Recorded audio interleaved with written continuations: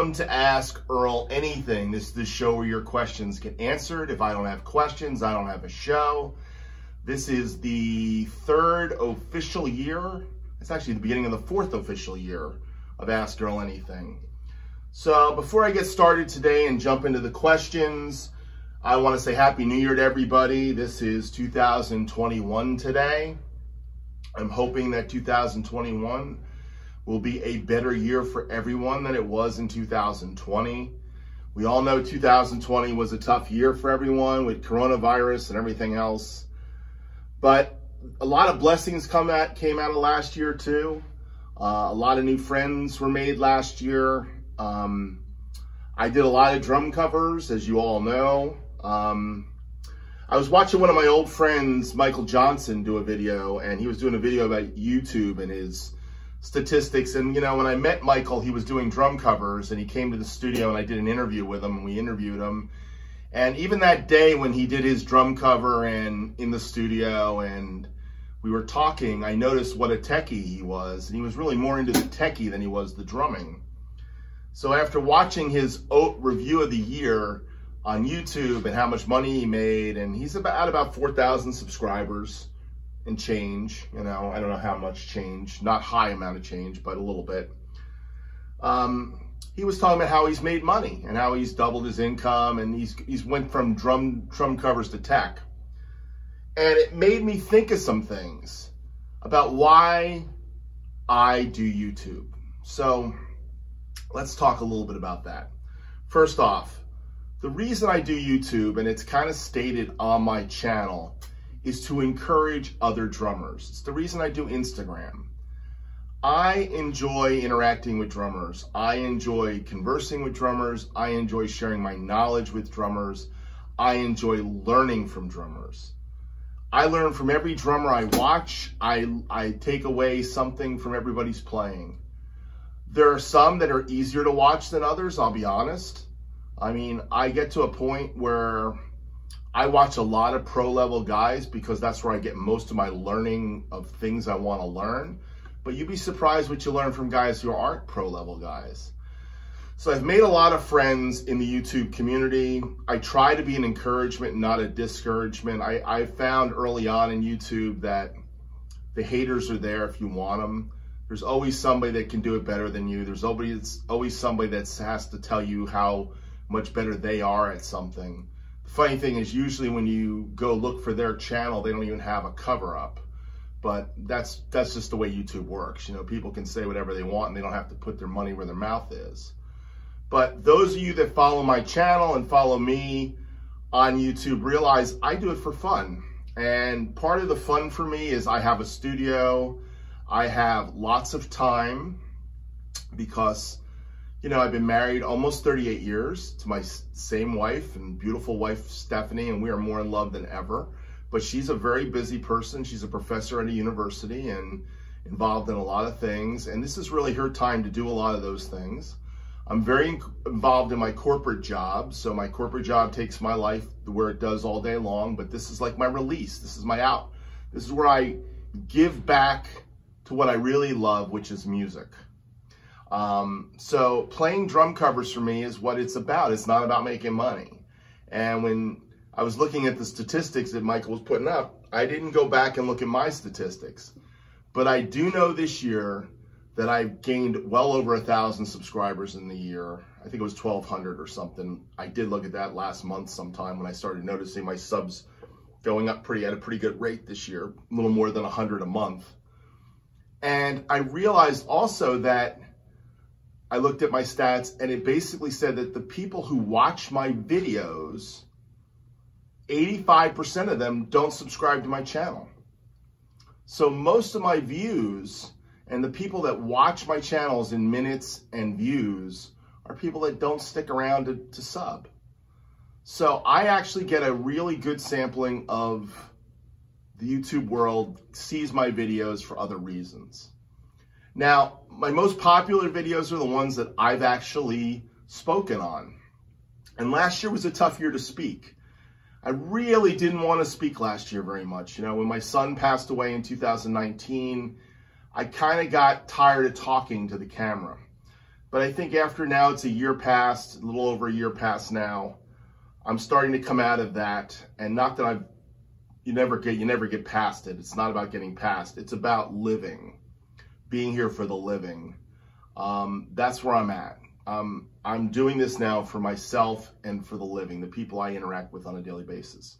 Because truthfully, the only people I can really affect are the people in my community, the people that know me the best. That's the ones I can share my religious views, my political views with, and who I am as a human being can really come out. YouTube, there's a filter here, unfortunately. Now, the one filter you guys all get to see is my love for drumming, so that's where we connect usually. But I would love to get to know more of you in the real world, but that's just not possible. Some of you live in Germany, and some of you live in England, and some live in Australia. I have friends all over the place. So I try to connect where I can connect with people, because that's what living life's about, is connection. And we're all looking for community, and we're all looking for connection. And the musical world has just gotten super small this year. With a year when people that you were full-time musicians, I have friends that are full-time musicians, have had no gigs. They've had to reinvent themselves, and YouTube's been one of the places they've done it. I mean, it's been a tough year. It's been a tough year for musicians. If you don't have a studio, if you don't have access to a studio, I mean, you're not getting session work. If you're a live drummer, studio work really isn't what you get to do. So you have to find ways to reinvent yourself. And the funny thing is, this year, most people don't want to watch drum lessons. They just want to watch people throw chops down, or watch these established guys, these great players that are now showing up on YouTube and other places because they don't have any place else to go. So now they got YouTube channels. So some of my favorite YouTube channels of the year were guys like Lee Sklar. I watched him a lot, a bass player. But hearing his stories about who he played with and the musicians he worked with was inspiring to me. So that's what YouTube is. YouTube's about inspiring others. Now, my output has been insane lately because I've gotten to the point where I don't care about camera production. I'm doing it with one camera pretty much most of the time. Every once in a while I'll throw the iPad up or my DSLR up, and I'll do 2 cameras, and you guys get the treat of 2 cameras. And I think I'm going to do a computer lesson on how I use Final Cut for multi-cameras, because there's a couple tricks I don't see people talking about in the ones I've watched about Final Cut that I really like to touch on. And I think now that I know how to do screen capture on the iMac, it's actually so stupid easy, it's not even funny that I didn't know this 2 years ago. But it's just one of those things. It wasn't something I had to learn, so I didn't learn it. Speaking of screen capture and lessons, some of the worst videos in the month of December people watching were the ones I did that were screen capture videos, and me talking about how I use EQ and how I make a drum cover. I have a whole series on how I make a drum cover. I did the first 4 from, extract stems to setting up a session in Logic to, mixing the session in Logic to Final Cut. And I've got very few views on that. So it's like, that's a question I usually get asked for Ask Earl Anything. So when I get those questions, I'm going to start referring people to the links to those answers, because really that's what they were. They were answers to Ask Earl Anything questions. That's where it started. Adam, actually, one of the questions this month comes from AR Drummer, and he asked me this question. I'm going to find it. He said, "This is a question for Ask Earl Anything. What tips do you have for mixing and EQing a snare drum after recording? Maybe you could take a screenshot of the EQ." Well, I did a whole little video on the EQ, how I EQ a snare drum, and my channel chain for the snare. And I mean, it's personal. Truthfully, that's a starting point. I start with this chain, which goes from a Logic EQ to a Pultec EQ, UAD, to a UAD Transient Designer, to a Ren compressor. And that channel chain for the snare drum, I tweak. I have starting EQ points, settings, and then I tweak it, So I showed that in that video. So Adam got the answer to that video last month, and he was happy. He thanked me for it. But I just wanted to say that then I did a whole series because I got a little, once I started doing it, I started really doing it. I spent about 5 hours that day and did it. And knocked out a whole thing on how I make a drum cover. The only thing that's not out is the final drum cover, which I don't think anybody's gonna be thrilled about anyhow, because it's just me playing a song I've played before on, you know, Music Minus One song. But I have another one coming out on Extract Stems 4, because right after I got the screen capture done, I upgraded from Extract Stems 2 to Extract Stems 4. And yesterday, Extract Stems took their annual subscription fee, so I've got another year of Extract Stems, you know, because they took it out of my PayPal yesterday. My wife said, where was that $50? That's Extract Stems. They took their money. So apparently I'm on annual subscription renewal, which is why I couldn't get it a little cheaper this year. But $50 a year for Extract Stems is well worth the money. So for me, as far as I'm concerned. So anyhow, I'm going to start with Ask Earl Anything. I have one shout out today. And this is a shout out from somebody I met in 2017. Now, I'll tell you the story. And I don't even think he follows me on YouTube, to be honest. I'm not sure if he does. He doesn't have a lot of subscribers. He teaches lessons. He's a Nashville touring drummer when he is not working his tail off to feed his family, which it is. He's got a young child. He's got a wife. He's got something called spotsdrumhub.com. And I met him at a gas station. He was doing some landscaping work for a company. He was in between tours at that point, and this company hires him on when he's between tours to make some money, besides teaching his lessons. So I met him in 2017. It's been a while since I've been to his channel, really a lot, but I do see his videos periodically. He has lots of cool videos on lessons. So you want to check out Spots Drum Hub.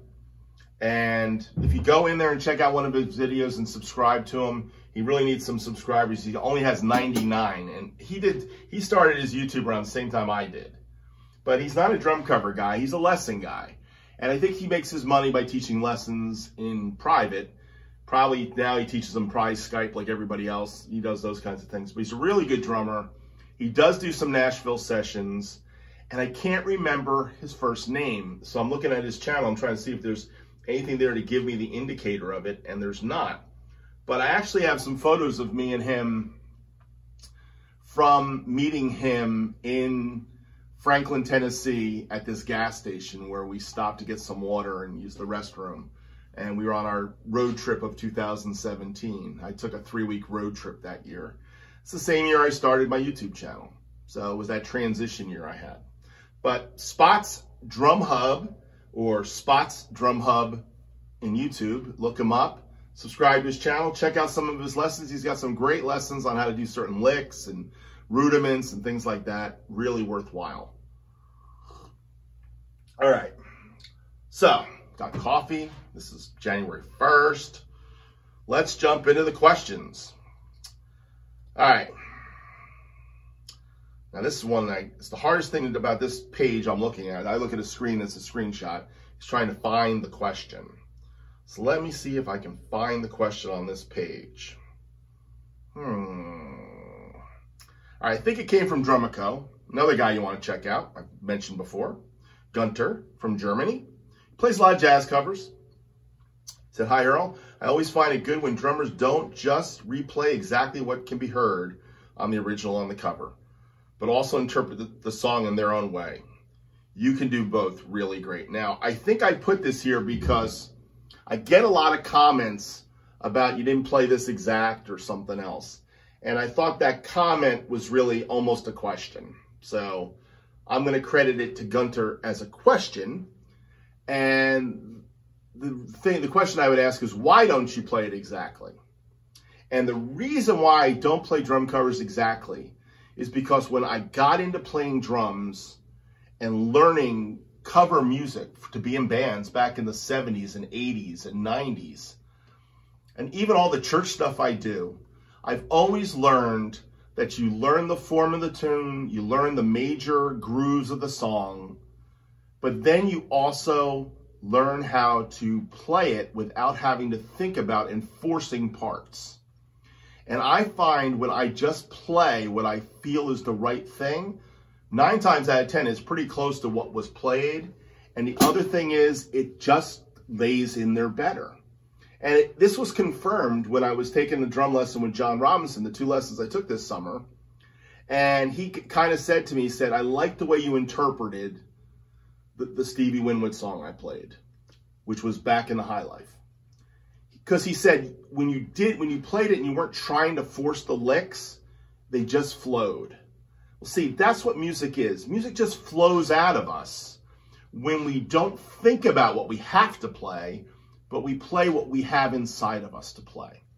Now, that doesn't mean you change up the grooves of something you can play and you don't learn the grooves. I think it's important to learn the grooves of a song. Like certain grooves of songs are signature. You can't play Home at Last without playing a halftime shuffle. You know, that's kind of implied at Home at Last a little bit, you know. It's implied, but it's not the same halftime shuffle that Jeff Porcaro played on Rosanna, because it's Ed Green playing Home at Last. It's different. Bernard plays the shuffle differently. So you've got to learn how the other players play. That's what you got to do. So you can't use the same groove you heard one play, say it's halftime shuffle, and play it exactly the same. Even Jeff didn't play that halftime shuffle the same way every time he played one. So that's the important thing to understand. So what I'm trying to say here is, when I do covers, I put my thing on it, but I try to be as true to the cover, the original, as I possibly can be. But if I didn't put a little bit of me in there, then why am I doing the covers? My question. And the answer to that question is, it's not worth it to me to do the cover, because it's not what I want to do. I want to play drums to have fun, and that's how I have fun playing drums. So thanks for the kind of question, Gunter. I know you didn't really give me a question there. All right, the next question comes from my friend Stuart Barrett, and he said, great job. This was on, it looks like the Steely Dan cover. It might be, it's that far back, the one where I have the mics in the tom heads. So I'm not sure which Steely Dan that was, beginning of December. And he said, are you in a basement? So he's looking at my studio and he's saying, is this a basement? And the answer to that question is, in Florida, where I live in South Florida, is at sea level, so there are no basements. That's kind of one of the things about Florida you kind of learn. Everything's on a slab here. Hopefully you're built up a little bit, so you're a little above sea level, and so water doesn't come in. But I'm in a garage. This is a converted 3-car garage. This is 2-car bays here, and then inside this door over here, which I think is in the shot, is Studio B, and that's the 3rd-car garage. And what I did was I built a wall, and I have a garage space, so the garage door is open, and I can store stuff in there. But the rest of it, the bay, the majority of the bay is the studio. And that's how I built my studio. And it has worked out really, really well.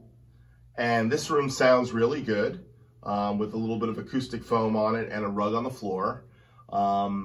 No, it's not soundproof, but I'm on the end of a street, and it's very rare that a truck comes down here that kind of wrecks a recording. Every once in a while, the UPS truck pulls in the driveway, or the water truck delivers water, but other than that, there's not a lot of trucks down this street. I don't have a lot of traffic running down past my street, so really I don't get a lot of that noise into the studio. My neighbors don't care that I play drums for the most part, and I'm pretty attentive to them. I'm not out here playing too late. Every once in a while, my son-in-law will be out here playing later. My son used to be that way, but it was never an every night thing, and it was never bothering the neighbors. By the way, my neighbors don't bother me. They had their music on till 5 in the morning. It was New Year's. Last night was crazy here. One thing in Florida is fireworks. They sell fireworks and people shoot off fireworks. All night long there was fireworks, you know. But me being my age of 60 years old, I was in bed at a nice healthy hour. Did not see the ball drop like we used to care about in New Jersey from New York. I didn't even know if it happened last year. Last thing I wanted to do was watch a bunch of news heads talking about the ball dropping in the year of 2020 last year. That was a lot. That was the last thing I wanted to think about last night, to be honest. So we watched our fun TV shows together. We had nice time with her family on the other coast, came back home. We chilled out, went to bed at a nice hour. So that was New Year's Day. But this is not a basement, this is a garage. Thank you for the question, Stuart. All right. The next question. What are some brush tips you can, for those of us who need improvement? So somebody's asking, and the question is coming from Richard Burton. He wants to know some brush questions, tips.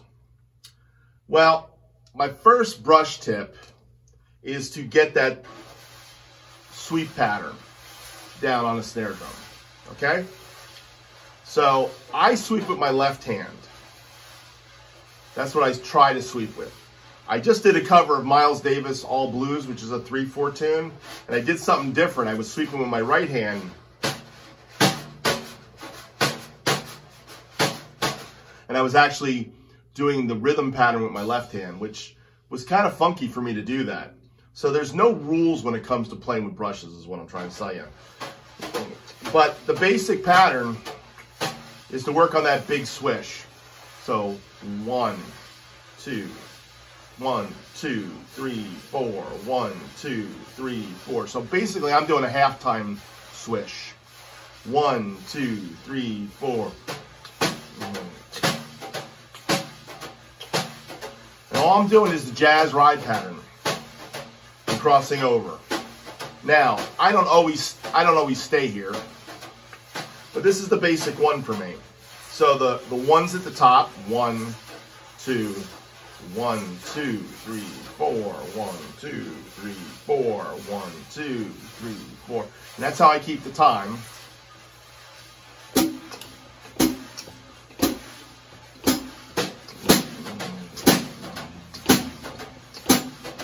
Now, I like to put the 2 and 4 on the hi-hat.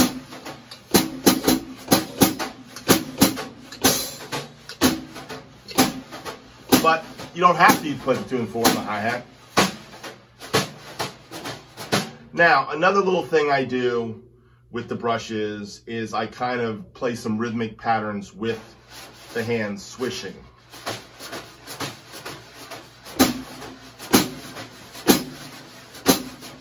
This is more like a quarter note with the left hand. 4, 1, 2, 3, 4. And I'm accenting the 2 and the 4 with the right hand. But what I'm doing is keeping the brush on the head, and I'm kind of swishing it.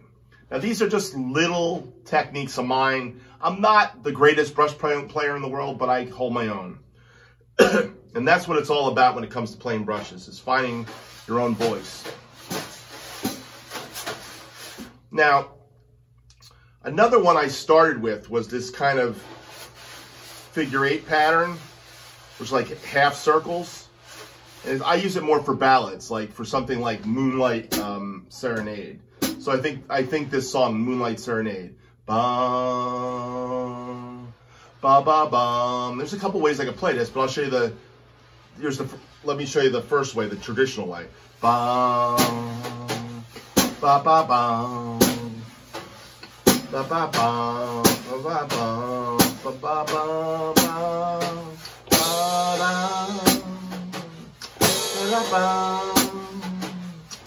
da. That's the one way to play it, right? The other way to play it is to play the half circle thing. Bum, da da da, da da da, da da da, da da da, da. And the other way to play is the big circle way. Da da da.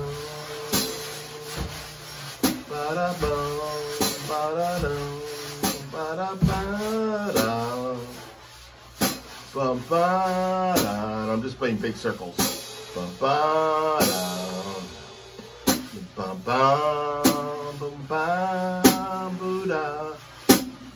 By the way, this is how I practice too. I sit here and sing songs.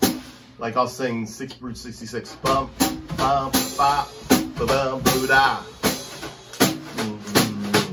Da, da, da, da, do, da. Da, da, da, da, da. Ba, ba, ba, ba, ba, boo, da.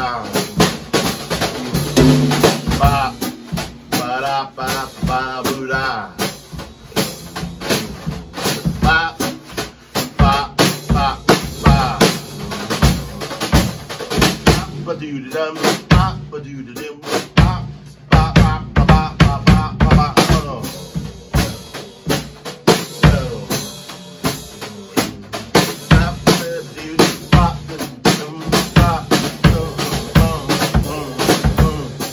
That really sucked, by the way, that last little bit, but that's the kind of things I'll sit here and mess with, so that when I do have to play a brush song, it comes out. So I hope that's helpful, Richard. But that's possibly it. I do have a couple brush videos on how I play brushes, and it's in a playlist called Brush Playing. And look on that playlist, and you'll find a whole bunch of little lessons on my brush technique, which is pretty terrible. But I thought if you really want to look at it, that's where to find it. All right, next question. This comes from Rich Raw Dog, and he was thanking me for the last Ask Earl Anything, and he said, "Can we call you the godfather of the drum cover community?" If you'd like to, Rich, feel fine. That's fine. You can call me godfather of the drumming community. I don't consider myself that, but I think that's kind of funny. Here's the real question. The real question is, do you use different mics for recording than for live sessions? And the answer to that question is, I use whatever mics the sound guy has for a live session. I don't bring my mics to live sessions. For the most part, when I'm playing live, I go there with my drums, and if they're going to mic them, they put the mics on the kit that they want to use, the sound guy uses. So I don't bring mics.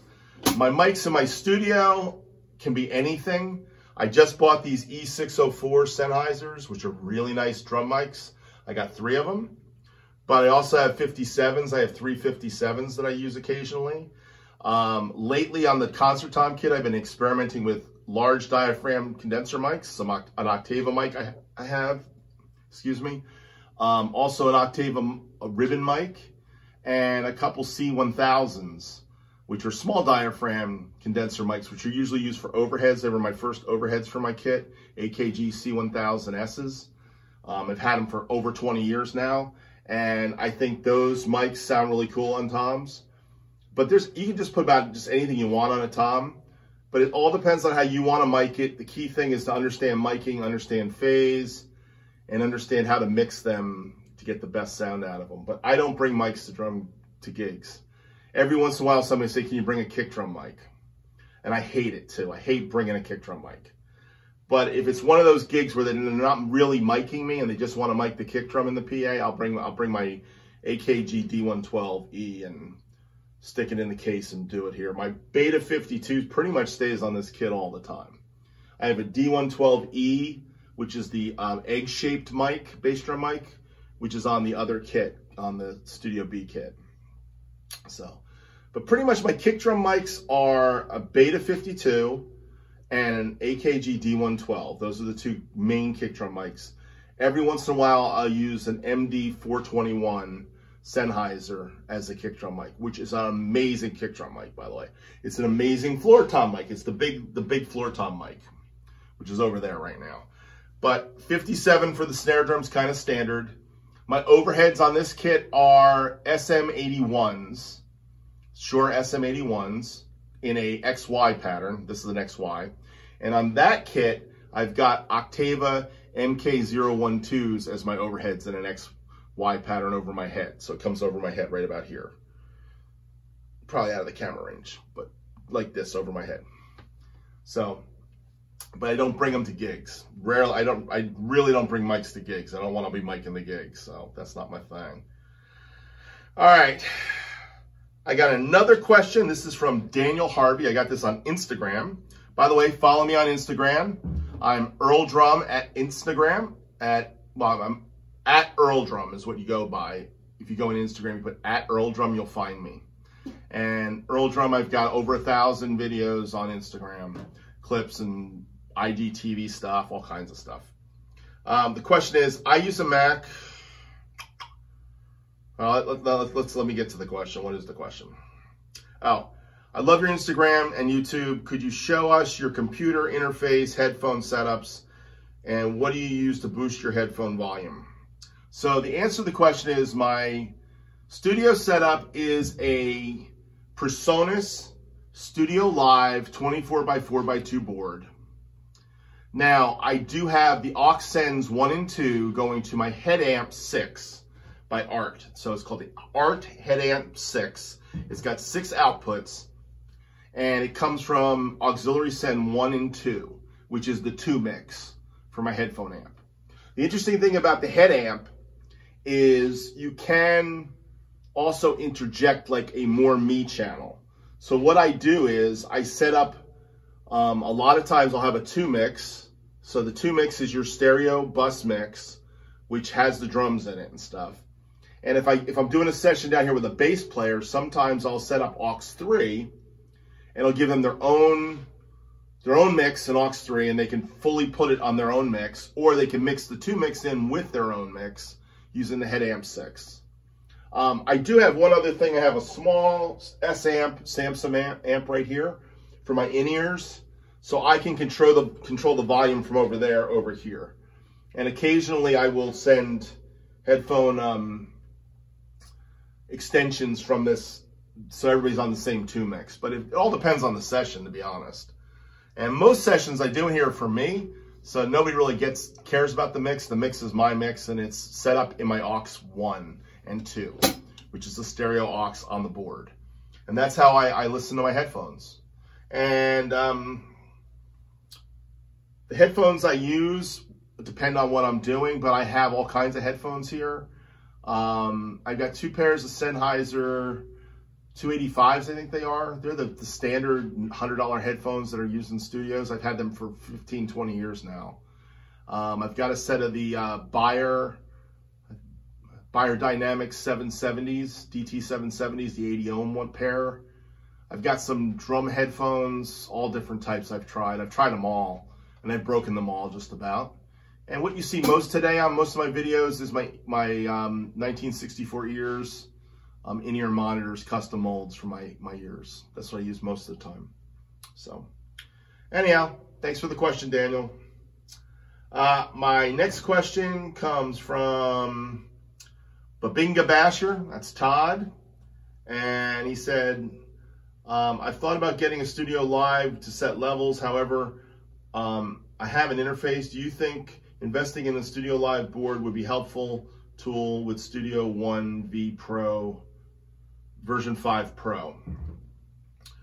Well, Studio Live was created for the PreSonus board, so I'm sure it'll work better than your interface. But if you've got a PreSonus interface, I'm sure it's fine. Again, I don't utilize the Studio Live board to the extent it could be used. I'm not using all the compression and EQ, and I really use it as just an interface. It's a 24-channel interface, which allows me to go through it. I have 4 custom preamps that I use also into it to get into the computer. My opinion of it, it's a great board. I have the first version of the board, so I'm sure it does a heck of a lot more than newer versions.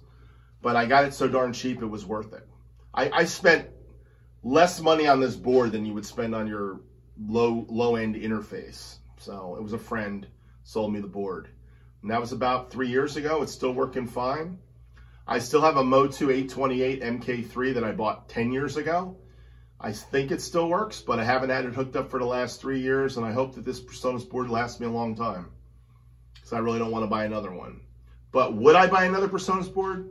I probably would. The Behringer board is a cooler board, to be honest, from what I hear, but the way I use it, I don't think it matters, to be honest. Again, if you're not really EQing going in, compressing going in, that changes everything. By the way, that was from Mike Frisano, if you caught that one. Did not go down all the way, it was just a scratch here, just so everybody knows, all right? Wasn't going for the full. All right, Todd, thanks for the question. Dennis Mullen. Dennis Mullen asks the question. He says, looks like you have a Gretsch kit. That's the kit I'm on today. As stated before, mine is a 1979, same finish. Mine is a 1979 too. Tell us a little bit about the kit you're using. By the way, your camera editing is really fine in this performance, not too much jumping around, so we can enjoy the play. This was Vehicle. This is Christmas Day Vehicle. I was in my yellow sweatshirt, my yellow Mr. Potato Head sweatshirt, in honor of my son, Matt. My wife bought me that shirt. Really enjoyed that shirt. I'm in a bunch of videos with the Potato Head sweatshirt. Mr. Potato Head sweatshirt, so just to let you know. One came out today.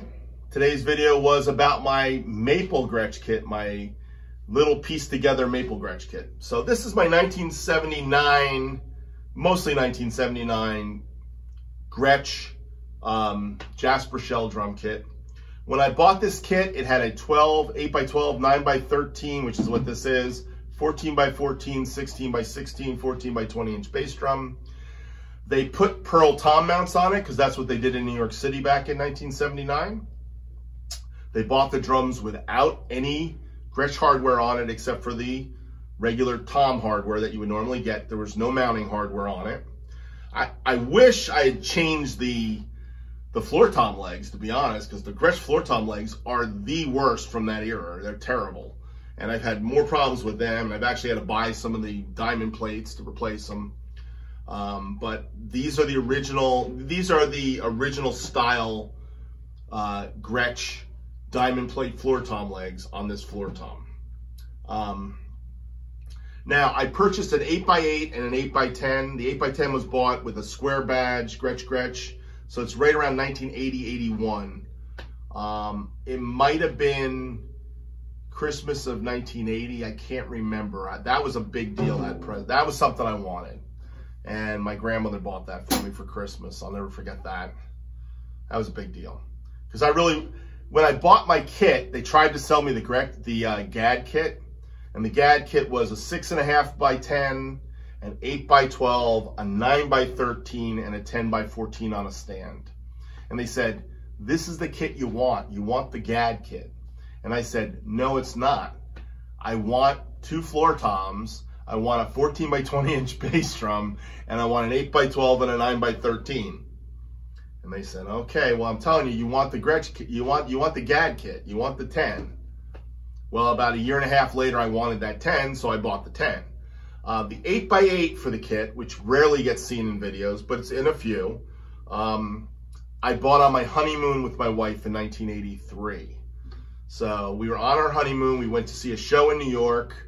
After we came back from the Poconos, her grandfather gave us a theater day in New York and a restaurant, an Italian restaurant in New York, and we went to the music stores while we were there. And with the wedding money, we were crazy. We had no money at all, and I'm buying another tom for my kit. I bought the 8x8 tom. And it was drilled with the pearl mounting plate. Actually, all these drums have got the holes for this mounting plate actually in the shell. And originally, these drums had no rims mounts on it. They had just pearl mounts going into the shell, just the way they did it in New York. See, in New York, they hated the Gretsch hardware, which was terrible, and they were putting anything on it. So you'll find drum kits that came out of drum shops in New York in the early 70s. They probably had Slingerland tom mounts on them. By the time the memory lock, this Rogers memory lock hardware came out, then they started putting the memory lock hardware on it. And then in the late 70s, they started putting, it was the memory lock or the Rogers hardware. Rogers was another big one. The early Rogers, like the Swivel-matic, that was another one they used to put on the drums. But by the late 70s, early 80s, they were putting pearl hardware on it. So you were getting the 7/8 pearl hardware on all the Gretsch drums from New York. Except I did have a friend who I went to pick out his drum kit at Drummers World in 1981 or 2, a friend named Tony Parente, and he bought a Gretsch kit with a sonar mount on it, this massive sonar mount, which was crazy. But that's another story for another day. But most of the guys went with the pearl, and then by the mid-80s, everybody was using the Yamaha hardware. It was the Yamaha with the hex mount, you know, was the hardware to buy for Gretsch drums put together in New York drum shops. The New York drum shops would customize all this stuff. Now, by the mid-80s, Gretsch was actually making a decent tom mount finally. When Charlie Roy owned the Gretsch company in the 80s, he actually put a decent tom mount on the drums. But the Baldwin era drums, which is 79, is Baldwin era Gretsch. Those drums had really bad hardware. So the New York drum shop was like, no, we're not doing it. I bought it at a professional drum shop, actually Frank Ippolito's store, which was now Jane Ippolito's Professional Percussion Center in New York. That's where I bought this drum kit from. The next year they went out of business.